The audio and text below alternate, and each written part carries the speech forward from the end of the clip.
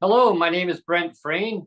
Who let the dogs out? I mean, really, who let the dogs out? There's no dogs allowed. Ruff, ruff. Stay tuned as the show starts now.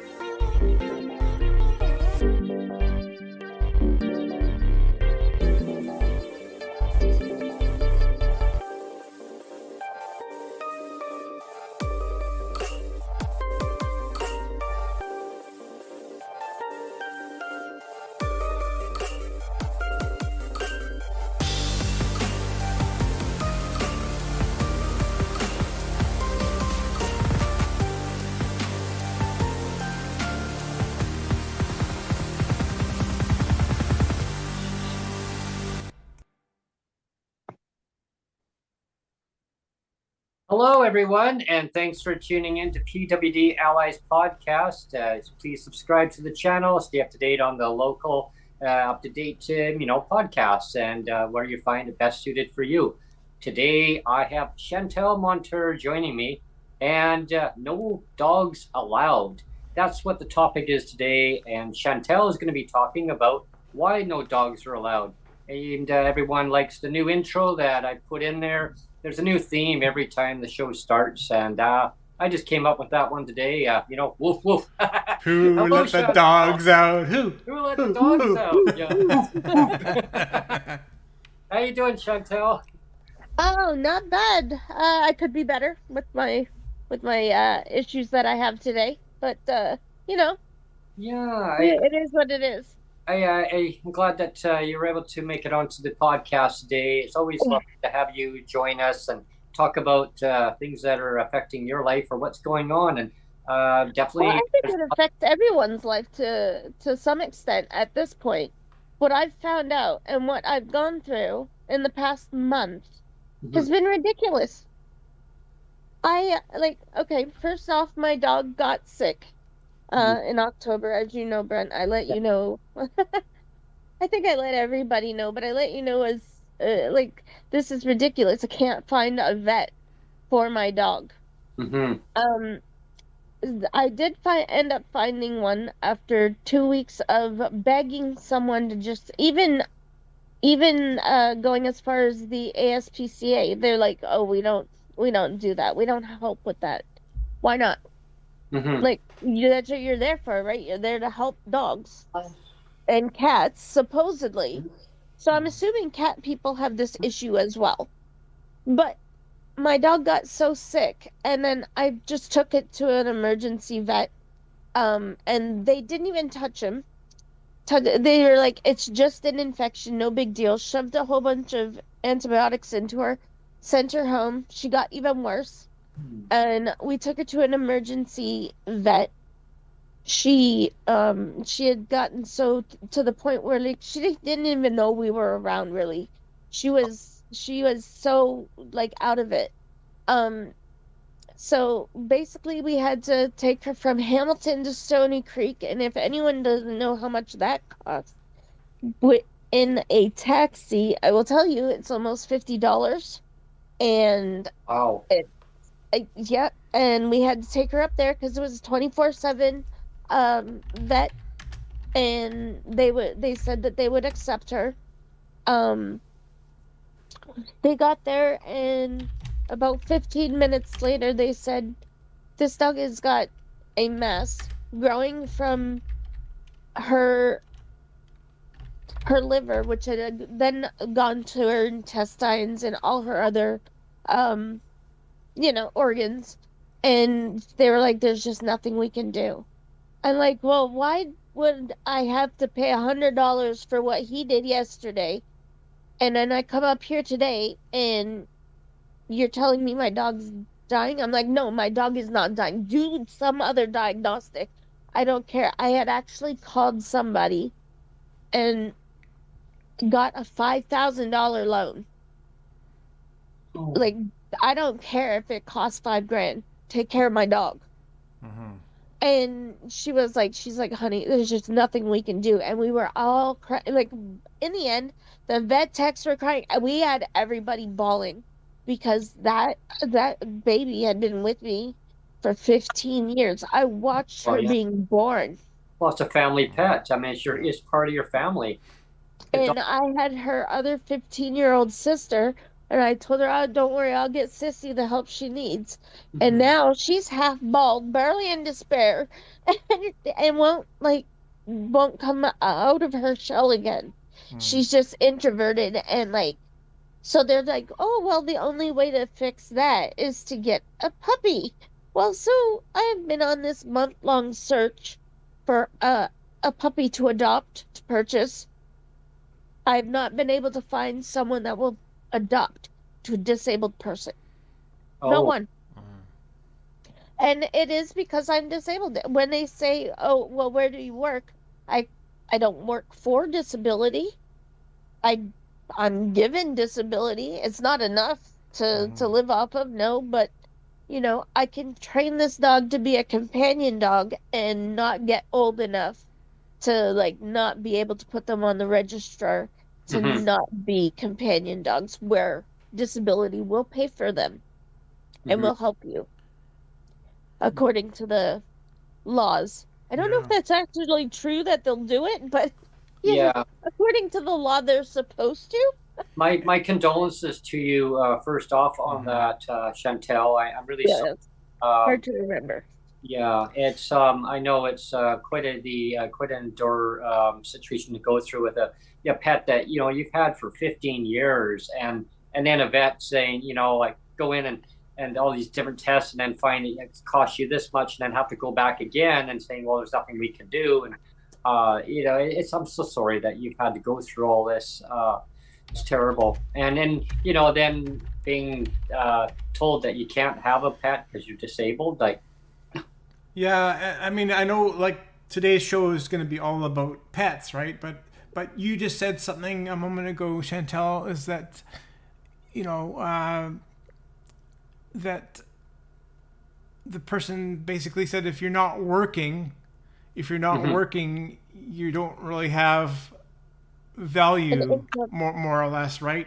And yeah, Yeah. that's a narrative that gets put out a lot, that somehow if you don't work you don't have value. Well, I can tell you, like, I'm not working right now either, but I do a hell of a lot, like, as a parent, and I'm on strata, and I've done that for 4 years, and like, and we've said this a lot on the podcast, where I have and you have, Brent, is that there's a lot of people that have disabilities that serve as emotional support people, Mhm. as significant emotional support people for other people.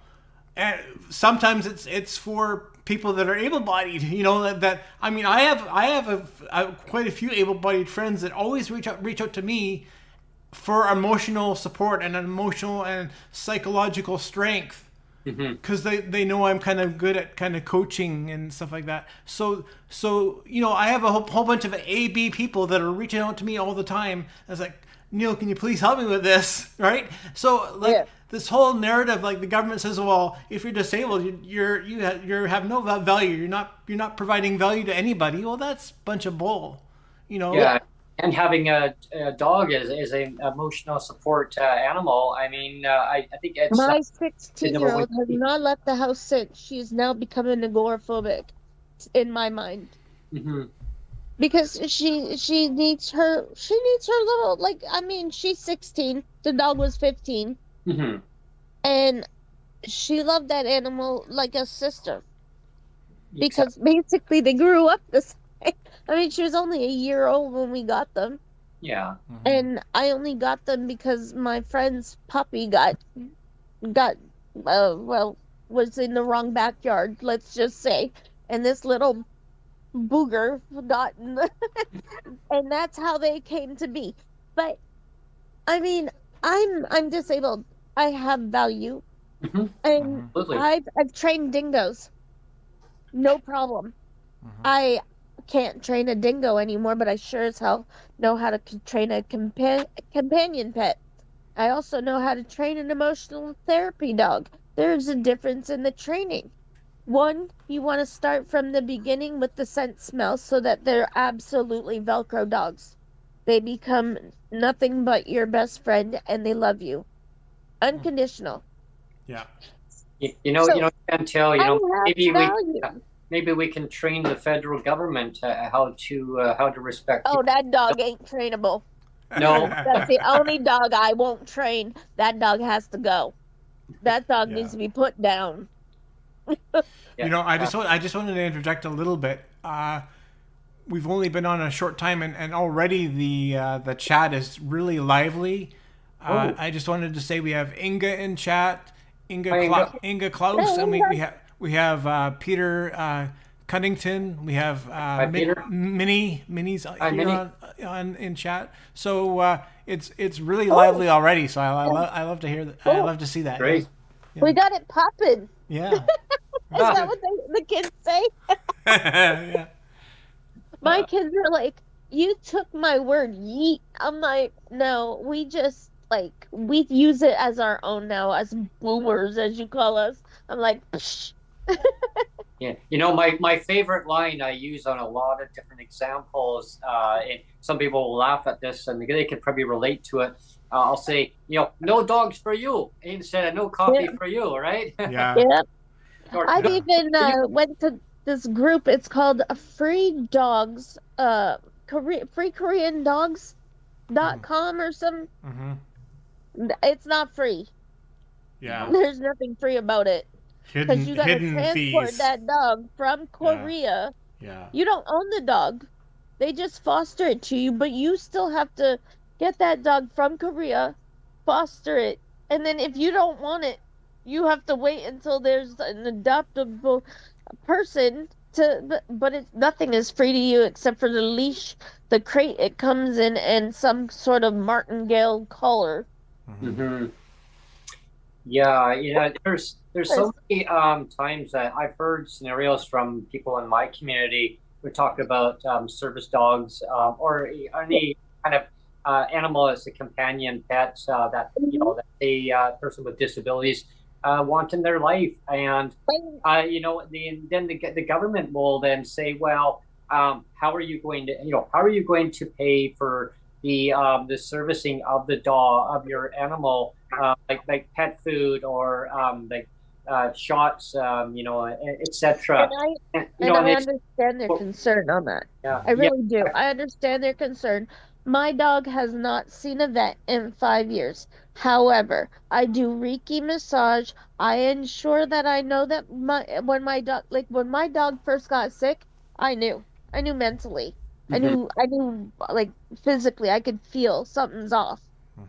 And I started with giving her aspirin. Maybe it was a joint thing because she's 15. Let's just say her joints weren't the greatest at 15.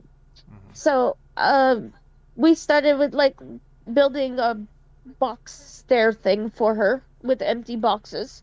It worked. And she was able to, climb up the stairs. Things got better. So then when she got sick, I have antibiotics. They take the exact same medications we do. I gave up my own antibiotics for my dog, which apparently gave her an extra 5 days of life. Wow. So the Reiki massage, I'm able to find if they've got lumps, bumps. But because when she's on her back, when you're doing Reiki massage, the dog is on their back. I couldn't feel the liver lump because it would fall back with the liver and everything else. So it stayed with the organs, and it's hard to tell if there's a huge difference.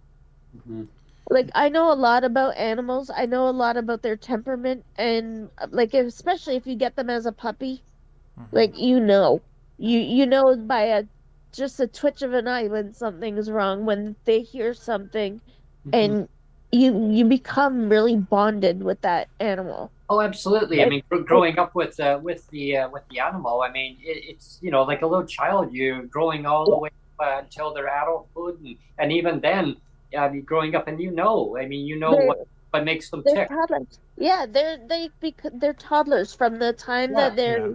born till the time that they pass. Because she would still run up and down the hallway like she was having a zoobie. Like she was still 3. And 5 years ago, when I did have her at the vet, because I did get a little bit of extra money to take her to the vet, they said this dog has the blood work of a 3-year-old and the tooth work of a 3-year-old. Like, what are you doing with this dog? I'm like, well, she loves beef and rice, Yeah. my staple food. We have a comment from Inga Klaus again. I just wanted to mention a couple comments. She says she just lost a 13-year-old. I believe it's her dog, Oh, 13-year-old dog, 3 days ago, and oh, I'm so and sorry. Or Inga. and she says it's a lost household. She says the Yeah, cost for the animal is vet worth bill, I it. guess. She says the cost was more than rent. Yeah, it's $1,000. Yeah, and That's how much I owe. she says my service dog is lost, and this week I feel so lost without her. Yes, it's empty. Yeah, It's empty. It makes the house yeah, feel empty. I feel more lonely now than I have ever felt in my life Yeah. without that 15-year-old dog. I've always had a dog in my life. So, Yeah. I mean, from the time I was 10, I had a Shih Tzu, and let me tell you, they can be little shits. They're like, okay, I can't use those stairs. I'll just fly off of them. No, no, no. yeah. I'll train you how to use the stairs. Like I was 10, I was like, don't there's 18 steps. Don't fly. You don't have wings. Yeah. So I trained that dog from the time I was 10. And even my dad was like, you're like a dog whisperer. You know. Mhm. That dog never had to bark. I always knew what that dog wanted. And I only heard her bark once, and that's because somebody was stealing stuff from our backyard. Oh. So, yeah, and that was the only time he barked. His name was Hojo. He Hojo. lived to 14, and he ended up with liver, stomach cancer. And then I got a dingo that was supposed to be a lab from the SPCA. Mhm. That was interesting because I brought it to the vet. The vet jumped up on the on the exam table, and she was like, "Where the hell did you get that?" And I'm like, "What?" I was like, "I just got it from the SPCA. They give wild dogs to children and humans now." I'm like, and she's from Australia, No. and I was like, "What is wrong with you?" And she's like, "That's a bloody dingo." Like, what? Wow. I was like, I was just like, "What? Are Imagine. you kidding me?" That my little one was only like 2, and the other one was like 6.5 months. So yeah, I could just visualize that right now. Just yeah, just the right. vet was livid. She took blood to do genetic testing because the SPCA was like, "You can't prove that that's a dingo." Oh, she did. She was like, "Oh, I can. I think you've got the wrong vet here." And she did it in her own money and everything. Oh, Because I wow. was like, "I'm not paying for that shit. Yeah. That's between you and the SPCA. I Just got nothing to do with one that." dingo for you and one dingo for you. Right. And it turned out, yes, you have a purebred dingo. And she was like, that dog's going to need some major, major, major training. So I then weekly, because I was working at the time, weekly took this dog into a van with 5 children Hmm. and went all the way to Niagara Falls from Caledonia, which is about roughly an hour and a half drive Hmm. from Caledonia, and yeah, every week until I learned how to train her myself. And by the time I was done training that dog, she could be off leash, but I wasn't legally allowed to allow her off leash. Mm-hmm. But she could go off leash if I would wanted her to. She told my husband I was going to have a seizure before I had one. she was the one like she really bonded with me. And I got it, but they also told me she was 3 years old. She was 10. She lived to 14. Oh, okay. And she died of bladder cancer. All my dogs get cancer. I don't know what's up with that. Mm. And then I got the twins 6 months after she passed. Because again, the house is empty. It was all alone. And even with 5 kids, it just felt it wasn't a home without a dog. You know, Chantelle, like when I was growing up, we always had like 2 dogs in the house. My mom had 12 cats, 2 dogs, 12 cats? two Wow. birds, 2 birds, 1 cockatiel, one Oh, they're parrot. nuts. She had a parrot too, and Oh God, I they're would even train the worse. parrots. I would start going, and then hitting, and then you train it, and then the thing would start going like that. My mom didn't understand why the birds started acting like that way, and then the cats would start playing, and the claws in there. But you know, always having a You family can pet. train cockatiels to talk too. Oh yeah, I did. Because my mom used to say all the time under her breath, "Gary, you're an asshole." And then all of a sudden, the cockatiel was like, "Gary's an asshole." I was like, "Whoa." Yeah, I said I used to train the cockatiel saying no, just say no. Just say no. Just say no. And it's like, Brent, eat your dinner. Just say no. No. Yep. Don't feed the dog. Don't feed the dog. Oh my God, that's good. Oh, it was great. My mom was bad with me on that one. But My it dogs just had doesn't cancer seem though. fair that because I have no leg, I have all this training ability to be able to train dogs to be companion dogs to disabled people, and I've even brought this forth to the SPCA, the ASPCA, the international pet organizations. And I'm like, you know what? If I were to have 2, 3 pups and I could train them for disabled people because they'd have to get used to the chair because I have no leg. Yeah. So they'd have to get used to the fact that, oh, I have to stand back because she only has one leg. Oh, I'm also willing to take tripods, you know, train that they know just as much as you do. And I'm sorry, if I've got a missing leg, they're gonna be like, yeah, me too, bro. Me too. You know, they'll understand the wheelchair. They'll understand like dogs when they're young enough, between 1 and 3 usually, but I like puppies because you can get scent companion as well. And you know, they would get trained, and I'm available 24/7 to train a dog. My girls are willing to leash train dogs. They can go out. Yeah, and we have Minnie in chat. She actually says if you have the skills to train dogs, she says then you can actually start your own dog training business. I mean, again, you have to have that entrepreneurial spirit, and not everybody has that. I count myself among that I just don't have that entrepreneurial spirit. But if you do, if you're willing to try that, then you know, Well, that would be a cool I'm thing to willing do. to try. I just need like every pup needs about 2-3 months, and to say, okay, I'm gonna take your dog that you just purchased for 3 months with just a really dirty shirt of yours. If you could, you know, people are like, "Are you insane?" No, I just purchased that puppy. I want that puppy to get used to my house, my things. And it's like, they really just need to get used to your scent and learn how to pee pad train. So first you have to pee pad train, then you leash train, and slowly get the dog used to the outdoor worlds. Because most of the time, if they're a rescue dog that you're training for someone, they've come from an abusive situation. So you want to make sure they're all over that too. You also want to make sure that they've got the temperament for that person, because you may purchase a puppy and this dog isn't for you. This dog's got a lot more energy than you do. This dog's got a lot more pep in his step, so he'd be more of an agility dog than a home dog.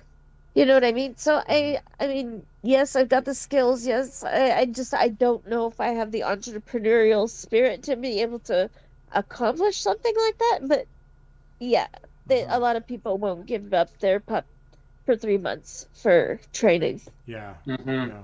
You know, I find also that there's a lot of like places that rent, you know, that don't, they kind of exclude people with disabilities with their dogs. Like even like just in general, they're saying, oh, well, it's a policy that we have in place that there's no pets allowed, and I think that you know, That that should should be be changed. That should wiped out.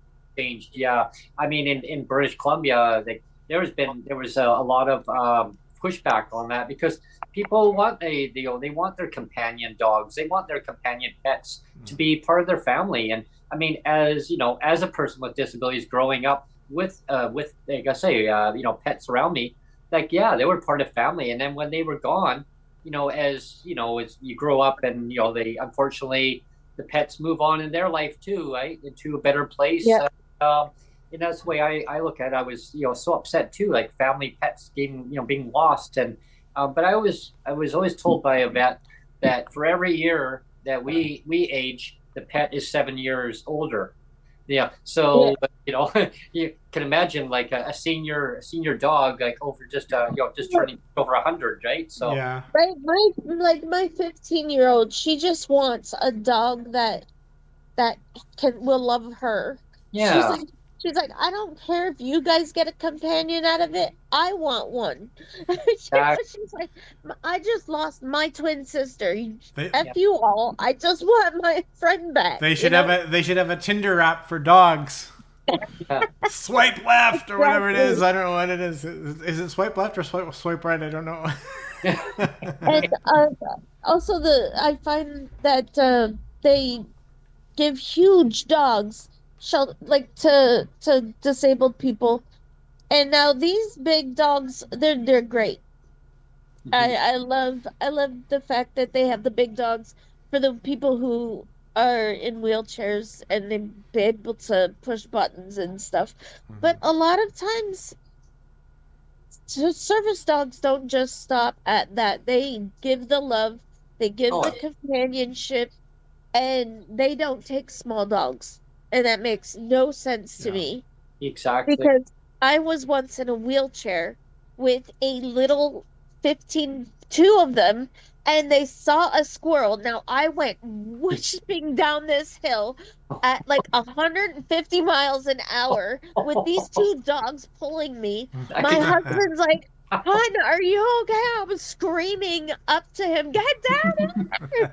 It was hilarious. They did not get the... It's like a sleigh, right? So they just pull the sleigh. No, it was more than a sleigh. Yeah. It was Chantelle. It was the ride from hell. You were like Miss Santa Claus there. Yeah, Right? there we are. And of course, I'm headed toward the most expensive vehicle in the lot. Yeah, and I'm like, I'm gonna hit this car. And luckily, I put my foot down, and I was like, stop. You know, but what if a service dog just happens to go crazy like that? Because I mean, they are animals. You don't know what they're thinking. They don't know what you're thinking. So I mean, you never know. I've seen some service dogs be like, you know what? Let's just take a chance and go. No, no. I remember hearing years ago. I mean, Neil, you might remember this one. There was somebody who had compared like a service dog or like animals in shelters compared to people with disabilities. Oh, you know who said that one? I remember hearing that. Yeah, you're talking about Christy Clark. Sorry, I got the connection there now. Yeah. I remember hearing about that. I was so disheartened to hear that. When I went into shelter, luckily they had a program in Hamilton. I don't know if they still have it, but they would get someone to look over your pups while you were in shelter. Now, my dogs did that, and I had to see them every day. I still made sure I got on the bus, went out there and seen them every day. made sure, you know what, mommy's still here. Mommy's not going anywhere. Everything's good. You know, And then they get worried just as much as we do. Hey, you know what? Well, what's going on here? They don't understand. And then when we got an apartment and they came back home, they were just like, you just stay there. You know? As an aside, you know, I think the woman still lives locally here, but I haven't seen her for a while.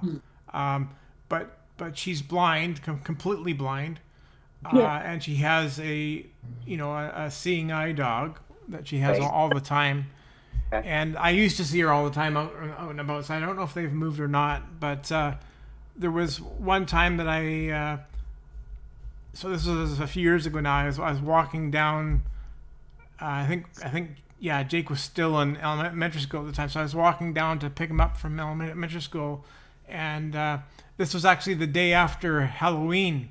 And you know how this is why I don't like Halloween, because there's where kids or some kids just go crazy and they just like blow stuff up and like break. I used to live across from Detroit. Yeah, they break bottles, like glass bottles and that. So as I'm in my scooter and I'm going down this cement path. It's a cement path to the school, and it's littered with all this broken glass. Everywhere. No. And I see this woman walking up with her dog, and she almost and the dog. I mean, the dog is gonna do what the owner says to do, and I'm like, stop, and she's like, what? She's like, what? And I said, there's tons of glass, tons of broken glass around here. So I navigated her all over, like there was glass everywhere, right? So I navigated her and her dog all the way around. Like it took a long time. It took like 20 minutes. It took about 20 minutes to like slowly navigate through all this broken glass. So she's like, "Oh, thank you very much." Because I mean, the dog's paws, paws would have been completely massacred and bloodied if. Terrible. Yeah. Oh, and it could have struck her through her foot. You never know. Yeah, no, exactly. Yeah. She could have got hurt just as bad. Yeah. So no. That's I mean, it's like a child walking through, glass. I mean, it's exactly. They don't know. And that's why I always talk about on the podcast, Chantelle. It's like having people that are, say, non-disabled look into a disabled person's like life and like live the life, or like as a politician, live their life just for like even a month. I mean, how about a year? And I called out so many politicians with that. Okay, if you think I make enough, you give me what you make in a month.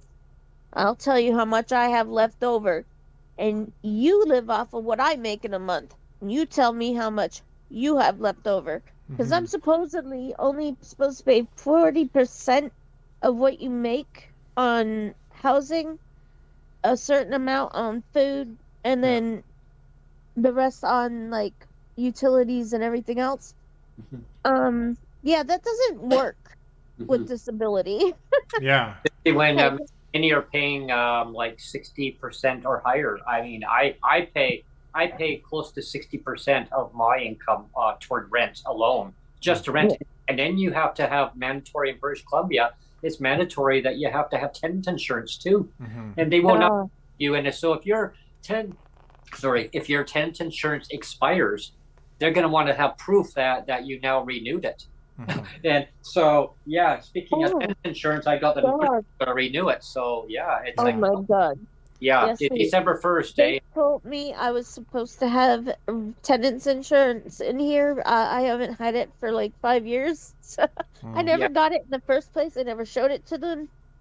Well, they didn't care. I was talking to one of my managers, and he said, "Wow, I mean, technically, you don't have to show it to us. I mean, we're supposed to ask for it." And I said, "Oh, but if you don't have it and something goes wrong initially when you did show it to us and something happened, then you are liable, like 100% liable." So I'm like, oh. So, For me, like, I remember when I first moved in here, and it was that, so that was like 19 years ago. when I first moved in here, my homeowner's insurance was maybe a little over $300. I can't remember. I think it was just like very basic condo insurance, but it covered everything. Yeah. 2005. Yeah. And now, I recently paid my condo insurance again, and now it's almost $1,000, almost $1,000. So I mean, it's tripled. I mean, yeah, you can say it's been 19 years, Neil, but I mean, imagine that, like over tripling of insurance. Well, you know what's in interesting 19 years. on that, Neil, is like the one manager says, "Oh, well, you don't have to show it to us." Well, I was talking to one of our tenants here, actually a couple of them, just yesterday, matter of fact, and they said, "Oh, I wouldn't play that game of saying, oh, well, maybe just don't renew it." I mean, yeah, because if they ask to see it, you have to show it to them. Like by law, you have to show it to them. So with the manager saying, "Oh, don't worry about it," I mean, yeah, I get it, but yeah, just take your time. Yeah, don't do that. Yeah, you want to make sure you get that renewed. And so I'm gonna do some shopping around. Better deal somewhere else. I'm gonna go through BCAA. But you know what? I think BCAA is good. That's where I get mine from. Yeah, I'm gonna go. Your disabilities should cover that. Oh, All that should be covered by disability. I asked them about that, and they said no, it's an option. No, that's optional. Yeah, that's optional. Yeah, that's what I got too. I said, well, they won't rent to any tenant, even if you're not disabled. Even if you are disabled, they won't rent to you if you don't have it. Especially, and they want it, especially if you got dogs. And you know what? The government, especially if you got dogs. They said, "Oh, well, that's discrimination." I said, "Oh, don't even talk to me about discrimination." Yeah, you're the discriminators. Thank you. We had an interesting couple of comments from Peter Cunnington. Okay. He says, when I first applied for housing, I was told that I would get housing quicker if I was unable to feed or dress myself. They also told me that since I live with my parents, I was considered housed, and they said, well, when they throw you out on the street, we can help you. Yeah. How true? It's 100% true. I mean, it's just disgusting. I mean, that is true, and it's just disgusting. Yeah. Peter. Yeah, I just want to comment to Peter there.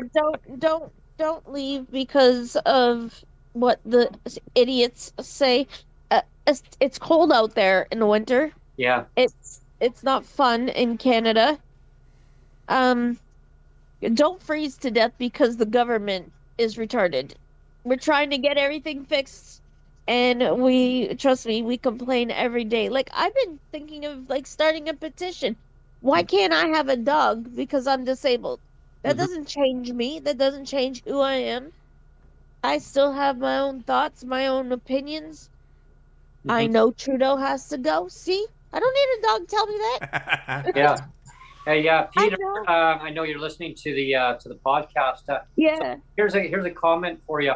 Like Neil's right. I mean, everybody that's commenting here are all definitely right on this. Is that you're so right on that? Is that if you're unhoused, they're gonna bend over backwards to make sure that a person is basically thrown into some kind of housing. Now, is it supportive housing? Is it subsidized or social housing? Whatever the terminology is, if a person's evicted, right? Oh, now they qualify because now they don't want a person homeless. Well, I mean, but when you are housed, you don't have enough money to basically pay for that housing. Yeah. So in order to get that help, you have to be kind of homeless.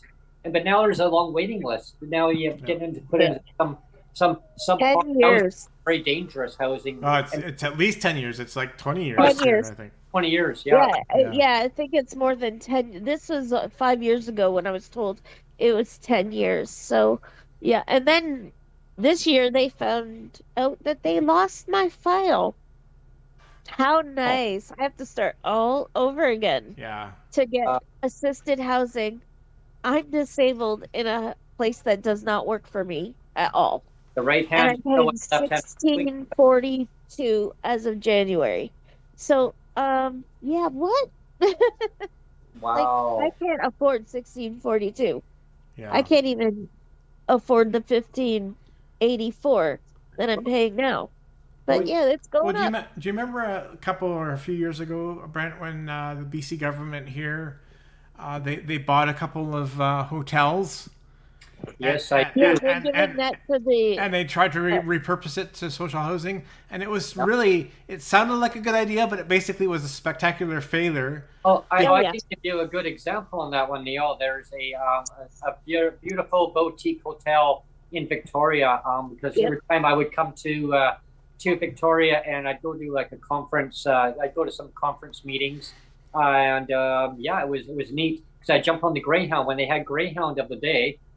I would actually go from Nanaimo all the way to Victoria, and it was like for two people to travel, it was $68 for two of us to go, and it was a 2-hour bus ride, $68.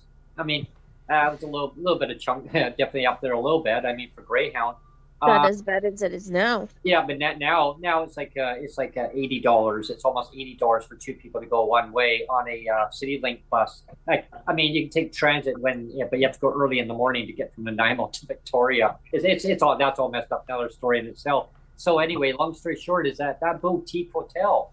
I was so saddened when the government bought it, and they didn't want to disclose how much they bought it from the owner.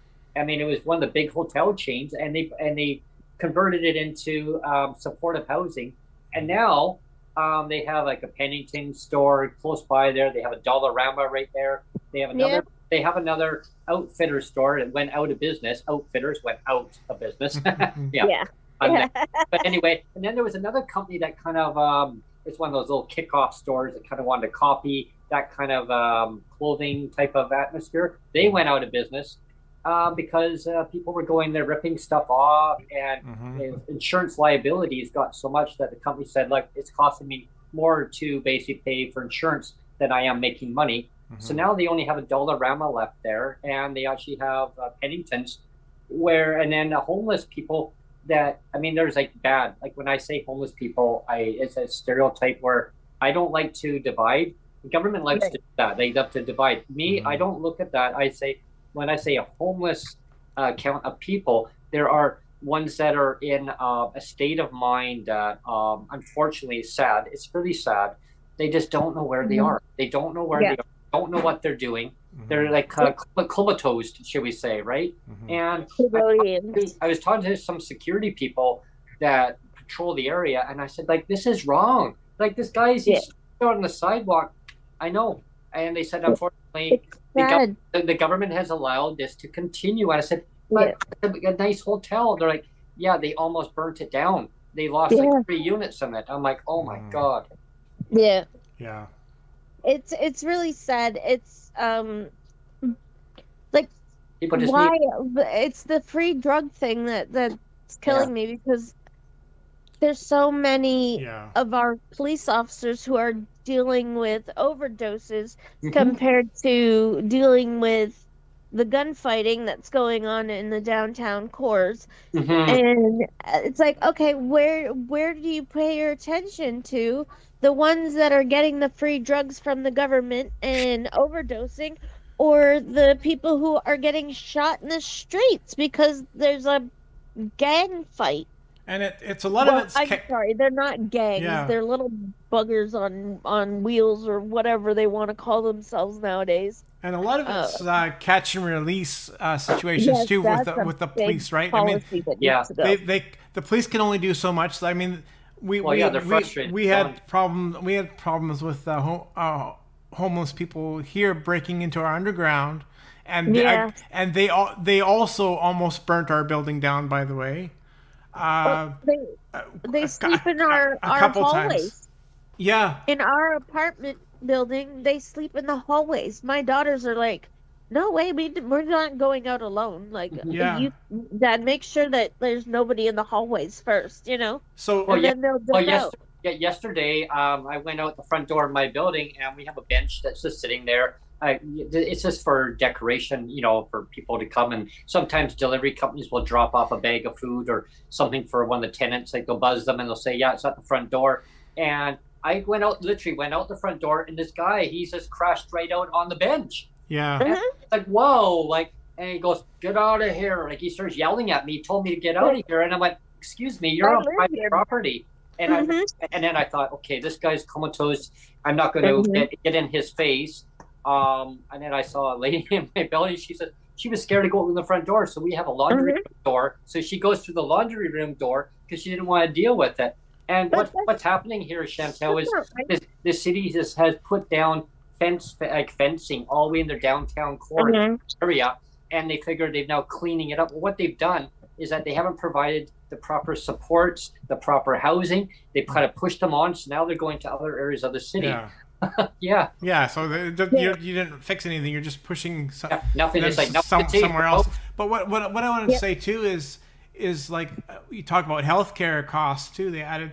I mean, I remember it was a couple of years ago that I think Global BC ran a story or something, and they said that that the ambulance was called for one person. The ambulance was called like at least three times. It might have been 4 times for one person that was drug addicted and having an episode, and it was for cardiac arrest. 3 or 4 times the same ambulance was called out back and forth, and revived the person, and then like an hour later, same person, cardiac arrest again. They revived them, and then go back again, and it was like 3 times for one person. And because how much is that putting on our healthcare system? How much? It costs more to our healthcare system than rather than finding a solution and working with that solution and working with the individuals and finding a plan that's going to work for those people and work with them. I find that the system is it's purposely broken. I mean, it can't fix, right? Yeah. They literally took something when they stepped into office in 2015. They took something that was working. Yep. Needed a little minor adjustments here and there, and then they destroyed it. They stomped on it and they broke it into a billion pieces. And it's like, okay, now I'm gonna hide in my cottage or in a hotel somewhere, and you guys deal with it. I broke it, but you guys deal with it, because that's what's happening. And that's why we need an election now. Yeah. Well, Chantelle, I'm glad we're on that topic. Look at the Canada Disability Benefit, for instance, right? That's illegal that he's not even giving it to us. No. I mean, that's complete like a huge gut punch, right? I mean, and it's like, so I remember somebody posted, I can't find it, but somebody had said, oh, they did a clerical error. They forgot to put another zero on the end of that. They said $200. It's purposely done that way, right? Actually, it was supposed to be $2,700. Yeah, by now. That was the last number that I had heard, that it was $2,700. It was going to start 2 Julys ago? Yeah. And I'm still waiting. Yeah. And I'm hopefully waiting for a back repay. Yeah. But MP Mike Morris is calling for back pay. Yes, he is. Isn't he the one? Yes. You know what? I want to make him Premier of Ontario. I swear to God. Yeah. Oh, I know. It would be such a better place. He's been advocating so strong on that, and he wants to make things proper and affordable for Canadians with disabilities. I mean, I don't know. That's exactly what we need. Having a hard time figuring this out. Get it done. They have. Just put your you know what the problem is that the $9,000 that the illegal Canadians, the non-citizen Canadians, are getting to live in hotels overlooking Niagara Falls. And I'm sorry, this kind of ticks me off a little bit, but we could share that. I'm willing to share that. Well, especially I'm not saying take it all from them. Well, especially with each of them getting that much money. I mean, every single one of them, not even just a family system. It's like the mom gets $9,000, dad gets $9,000. I don't know how much kids get. Yeah, it's not what I'm getting. There's a 2-bedroom. I'm going to tell you that there's a 2-bedroom. There's a 2-bedroom unit in my building. Actually, we have 1, 2, 3, 4, 5, 6. We have 8. We have 8. Hang on, 1, 2, 3, 4. 16. We have 16 two-bedroom units inside our building. I just had to count how many floors and how many units. 16 units, okay, that have two-bedroom units inside this building. Mm-hmm. And I know that there's at least 6 of them, top of my head, that actually have 8 people living in those. Oh my God. 8 people in each one. That and nothing against the immigration. Like, I want to make sure people understand that. Nothing against immigration. You know what? I've actually talked to people who have immigrated here, and they're like, "This is not the Canada I immigrated to." But the ones that I loved our immigration system, but he just busted it. These are the ones, though. Like some of them, they came across. They said they never even went through the border. No, they just fly in here. They walked across. Mm-hmm. Yeah, walked across. So the government doesn't even know that they're rock some road. Yeah. Just come on in. The one guy, he's got really good English, and he says, the government doesn't even know I'm here. Okay, well then, how are you living? How are you living? Well, my cousins, they went through the program and they helped me out. Oh, yeah, but because they have $9,000. Yeah. Oh my gosh! I said, wow. He goes, and he even said. He says, Mr. Trudeau, you need to fix the borders. And this guy even said, I go, then why did you come to Canada? Because my country's getting bombed. And okay, so you come here for a better way of life. I get it. I understand. Mm-hmm. But we don't have the resources. We don't have the housing for every single immigrant coming to Canada. I tell people that all the time. Like, there's immigrants on my that DM me, and they're like, "Oh, we're thinking of moving to Canada. We don't have enough housing for you. Yeah. You'll just come here. You're gonna freeze to death. You're gonna lose some toes and have some amputations. They're gonna live in tents. Yeah, but don't live in down Victoria. Unless you have a really good insulated tent, don't come here. And it was only very recently that Trudeau kind of said, "Whoops." And they've now readjusted the immigration targets, right? They've lowered the percentages of people that they're going to allow to enter Canada through the immigration. But he basically just said, "Whoops," like, my bad. It's like, yeah. And now you're gonna have a whole influx of them wanting to come up, asylum seekers coming up, pending to come up because of the U.S. federal election. And that's what worries me even more is that, okay, they're going to close their borders.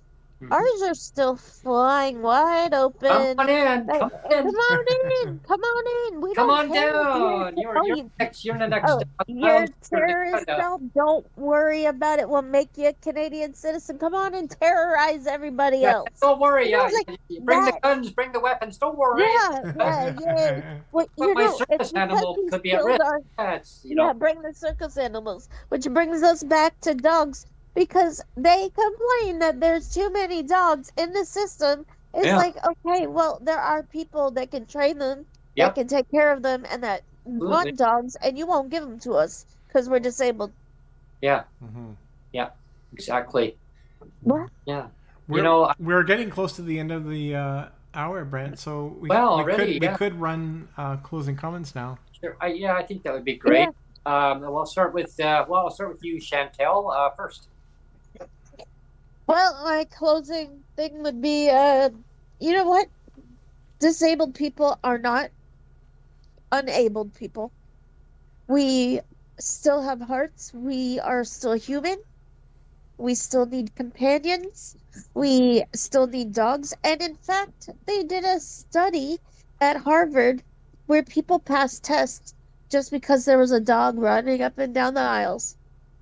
Whereas the other people who were doing tests without the dog actually did 20% lower than the ones with the dog.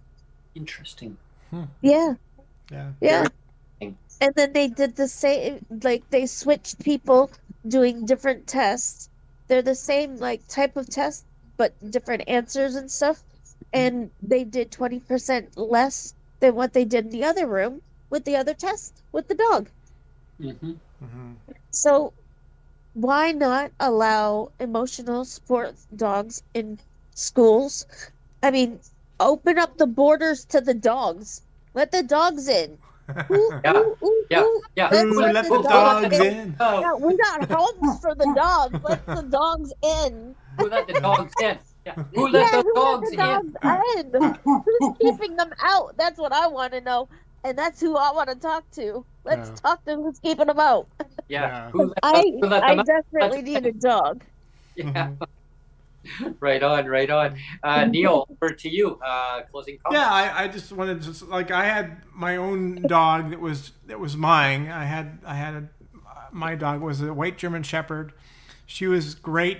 Her name was Jamie. I loved her to bits, and I had her for 10 years while I lived in Langley with my parents, and it was a time in my life where I was working really really hard. Um, but because I was working really, really hard, I put everything else on the back burner. So I didn't have a girlfriend at the time. I didn't have anybody in my life except for my dog. And I tell you, so that dog was. I mean, when I got off work, I was tired, and it was like there was really nobody to greet me other than my dog, and it was but it was the most amazing thing, right? I mean, like, you don't realize when you don't have anybody, when you don't have a girlfriend or you don't have a wife or anybody special to come home to, but when you have a dog, that's a really special thing to come home to because they're always so excited to see you, and I tell you, she got me through a really dark time when, I mean, it was like 10 years of my life where I was really trying to find somebody. I was really trying to date and find somebody. But it was like, for whatever reason, it was like every time I would go for a date, it was like, well, people would actually tell me like, I don't want to date you. You have a like flat out would just say like, I don't know if I can handle somebody with a disability like every time. And it was so annoying, right? So for 10 years, I'm dealing with that. And it's a lot of emotional strain and stress. And so to have the only thing that loved me was my dog. And, so like I said, for that 10 years, it was so important for me to have that dog. Because, like, at least I have a dog that loves me, Yeah. So, yeah. And that's true love. That's what I mean. Yeah. Dogs are true love. Oh, absolutely. And who let the dogs in there, Neil? I mean, yeah. Yeah.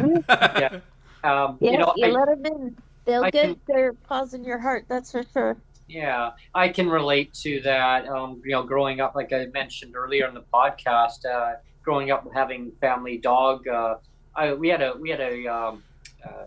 it was a Saint Bernard crossed wolf, like a wolf dog. Oh wow! Yeah, and his name was Keo, and I remember the dog was always came by me. If I wasn't feeling good, the dog would come by me, and right away it would get his paw and start kind of tapping me like, it'll be okay. And yeah, I got so attached to the dog.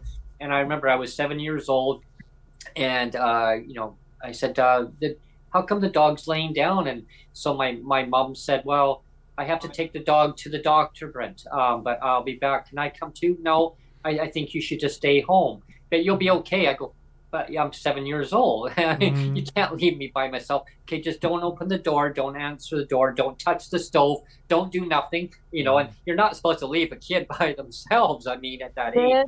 But I knew with the wolf though, she wasn't leaving you alone. Trust me. So and I'm thinking, well, like we had another little dog too, and so I played with the dog, just play with your toys, and so I figured, okay, fine. And I'm thinking, I didn't realize where my mom was taking the dog, and so my mom didn't drive, so it was a family neighbor who had taken the dog. And all I remember looking out the window, and they put the dog into the back of the pickup truck, right, and on a blanket. And came back, but the dog was in a bag. And I remember, I'm like, oh my God, like I was in trauma. And so my mom made a little burial, and it was so sad.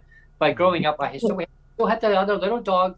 And so I spent a lot of time when I was a kid. I had a brother, but I just, him and I never got along. So I was like an only child, really. My mom would be out working, and the dogs would keep me happy. We got another dog to go along with the other one because Well, they need friends. Yeah. They're a pack animal. Yeah, and I would come home and the dog would be wagging his tail, running around in circles, like so excited to see me. It was like a little child and greeting me when I came in the door. So if I was feeling down and out, a bad day in school because I would get picked on or whatever, one day I got locked in a little cubby hole too, and then high school got locked in a locker. I mean, go figure, right? Hey, this guy's the shortest of our class. Let's lock him in. No, but you look at the memories, the great memories of the companionship with dogs. And there's so many. Yeah, and then when I got older, well, now I live in a place where I can't have a dog. No pets allowed, right? No dogs allowed. That should be illegal. That should be illegal. Yeah, right. That should be illegal. Yeah. Honestly, I think everybody, there's a dog for every person and a person for every dog. I do honestly believe that. Like, when I was younger, I found a Keeshon just walking around on its own. It had a leash. I'm like, well, where did you come from, ma'am? And she just looked at me like, I don't know. And it's like, okay, well, and I took care of her and found her owner, luckily. And he was like, she's an Irish wolf. I'm like, well, nice. I didn't know that, but she was so tiny. Mm-hmm. I had never seen a Keeshon before. I actually thought she was a Pekingese. I had gotten her all wrong. Found this Pekingese dog, fur everywhere. That's what I put on the flyers, and I put the picture of the dog. Mm-hmm. And I found her, and that's not no Pekingese. That's what he said. No Pekingese. That's Russian. Oh, well, here, have your Ruski back. I'll be no Pekingese for you. Yeah, no Pekingese for you. I was like, I've trained your little Keeshon here to behave himself. Go. And he's like, oh, thank you. And he came back a week later and gave me $100 for training his dog. Oh, right. Oh, right on. And then that's when you throw it. Here you go. I was 8. I was 8 years old, so I was like, $100. I'm going to the candy store, right? Because back then it was actually a penny. Oh, I know. The penny candy. Oh, yeah. I get a whole whole they were actually a penny. Yeah. And now they're 25 cents for a penny candy. Yeah. And Chantelle, no tax on that either. Yeah. Right. There was no tax on the penny. I know. I mean, the younger generation now, I just, they're like, what? What do you mean no tax? No, there was no tax. And that wasn't that long ago. That really was not that long ago where, you could go. Yeah. Well, I was never a big fan of the penny candy. I always if my parents gave me $1, I would go and buy the 4 chocolate bars for the $1, like 25 cents each. Oh, yeah. Me too. And back then, the chocolate was, they were bigger and the chocolate tasted better. Now you go and get a chocolate bar and a lot of the chocolate tastes like wax and they're like a lot smaller, so they've done something different to the chocolate bars. They're not as good, but I know. I noticed a huge difference in. It's definitely, they're a lot smaller and the price is a lot higher too, and tax on it. Yeah. I always tell the story about the being able to get a chocolate bar, a small chocolate bar. I mean, you used to have bigger ones, but small chocolate bar, a small bag of chips, 35 gram size. I think it was 35 gram size chocolate bar, bag of chips, and a 355 liter of either Orange Crush. Orange Crush was my favorite, actually. Yeah. So I would get that one, and all I had to pay was 5-cent bottle deposit, so it was $1.05.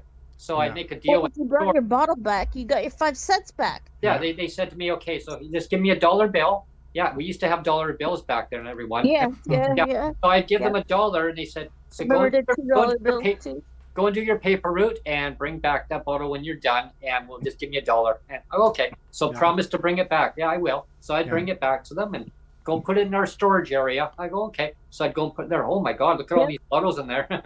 That was the start of recycling. Yeah. It had been going on since the 30s. Go figure. Yeah. We've been recycling since. And there was no recycle fee back then. Now there's spiral fee and tax and oh my God. I everyone for tuning in today to our episode of, well, no dogs allowed, because who let the dogs out and who's going to let the dogs in? People with disabilities, they need to have proper support, financial support. They need to have their service dogs that are their family. You should be no exclusion for anybody. If you're disabled, non-disabled, even non-disabled, I mean, come on, like, I mean, they're a family pet. I mean, if you live in an apartment or a townhouse or a condominium, wherever you may live, even in a house, I mean, the option should be there. If you want a pet, I mean, just get them the damn pet already. I mean, come on, do we need to play tit for tat? I mean, back and forth. Work with the system, make it better for everybody. Service animals are part of their life. They're a connection.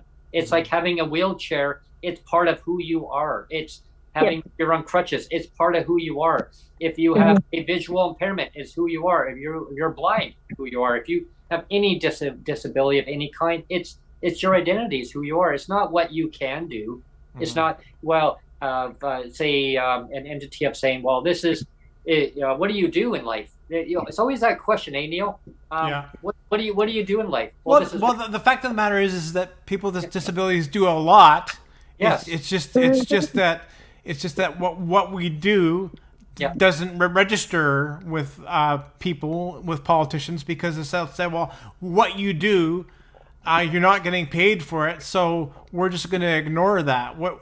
All the things you do that are supposedly great, we don't really care about that because you're not pulling in any money. So I'm going to end mine on a question, actually.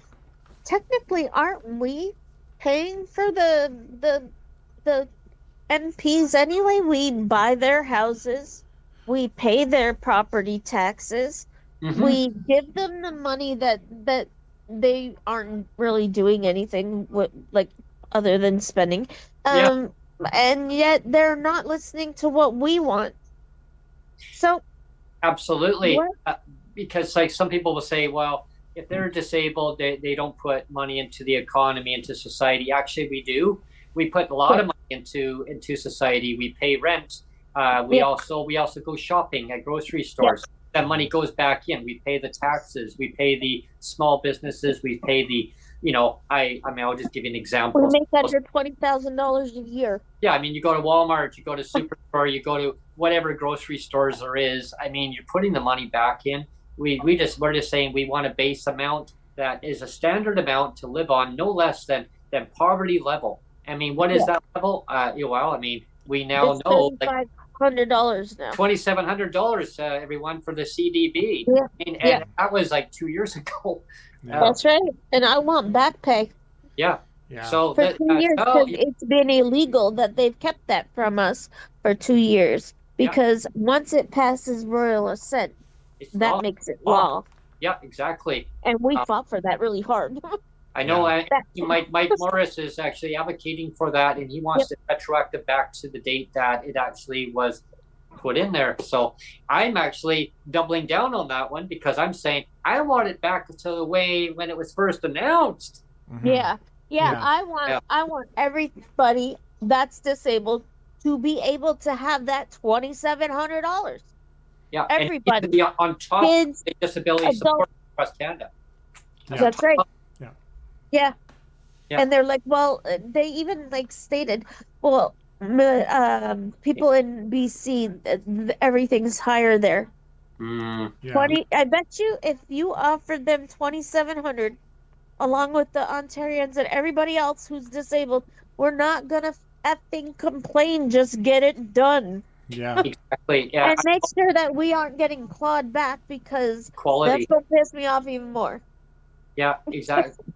And that's the thing. The government's love to play disabled against disabled, have and have nots, and that's got to end too. All the clawbacks, all these divide and conquer. It all has to end. And if they think that disabled people are going to stay silent across the country, they've got a thing coming to them, because that's not going to happen. Yeah. As we get older, we get more disabilities, and more are going to join in as allies, and then the government will be conquered.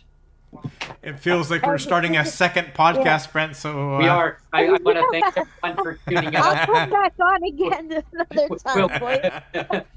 I'm looking forward to having you back on again, Chantelle. Yeah. We'll talk about the next topic will be CDB. Yes. And we're gonna really just wham right into that one and Absolutely. the implications that it has on people's lives, the decision making that the federal government's playing that little toy game. So Well, you give me a date and a time, and I'll be there. Sure, I'll get you get to Neil to arrange a time that works good for you. That one. Even next week, if you're ready for next week, arrange it with Neil. We'll talk about this and we'll get you on. Yeah. Yeah, sure. And anyone who wants to come on to the podcast and talk about your lived experience, like you've heard today's show, reach out to Neil or myself. And we can do it exactly how we did it today, where it looks like a call-in show, where because Chantelle wasn't even on camera today. We just had her calling in, so it's kind of cool. Yeah, there we go. Also, with this podcast, we get the word out. You guys aren't just like a simple podcast, and I feel like the government is holding you back by not. Like, it took my husband and I an hour to find your podcast. Because the government doesn't want to hear the true story of people's lives. That's right. You can't handle the truth. Yeah, they can't handle the truth. That's the problem. Have you seen him when they deliver the truth? He runs out the room. Oh, yeah, we're gonna let the pit bulls out next. Amen. Anyway, we're rolling into a second podcast, so we got to get on. Okay, Thanks, bye. everyone. Okay, bye everyone. Bye, everyone. Bye, everyone.